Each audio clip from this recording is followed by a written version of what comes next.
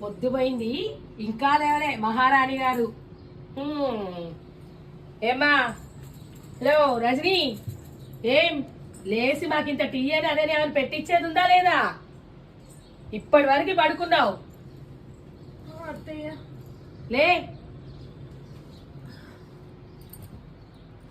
ఏమ్మా, ఇది అసలు పడుకునే టైమేనా?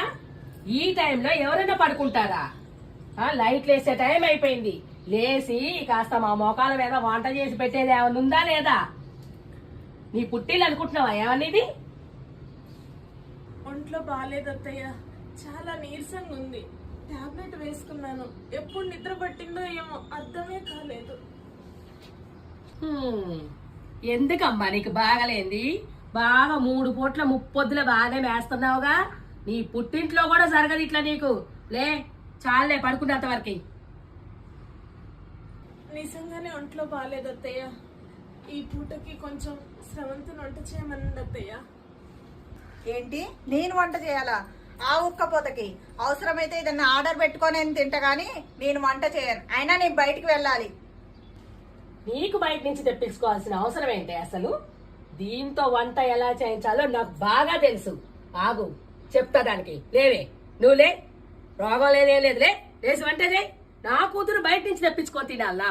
లే ప్లీజ్ అత్తయ్య, చాలా నీరసంగా ఉంది, ఓపిక లేదు. కొద్దిసేపు రెస్ట్ తీసుకుంటాను. ఏంటమ్మా, ఇదేమన్నా నీ పుట్టిల్లు అనుకుంటున్నావా రెస్ట్ తీసుకోవడానికి? లేసి వంట చేయిపో.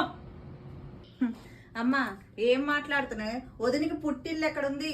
తండ్రి అంటవా? చిన్నప్పుడే చనిపోయారు. తల్లి ఈ మధ్య కాలమే పోయింది. ఇక ఉన్నదేలా ఎవరు? వాళ్ళ అన్న వదిన. వాళ్ళు అస్సలే పట్టించుకోరు. అమ్మా,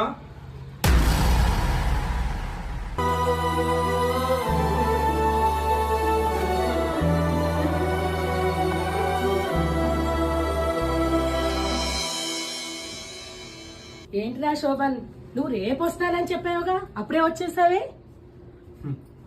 రేపే రావాల్సిందమ్మా. పని తొందరగా పూర్తయిపోయింది. మీకు సర్ప్రైజ్ ఇద్దామని ముందే వచ్చా. కాకపోతే మీరే నాకు సర్ప్రైజ్ ఇచ్చారు. రజని, ఒంట్లో బాగాలేదా? ఎందుకు ఏడుస్తున్నావు?